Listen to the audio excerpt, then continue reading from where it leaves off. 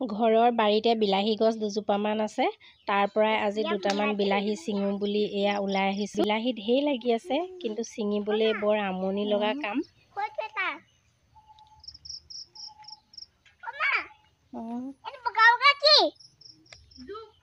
চাবা জোক লাগিব।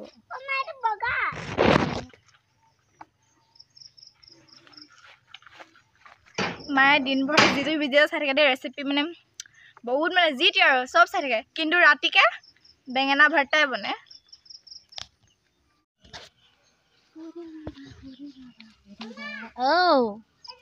তোৰ গোন্ধাইছে?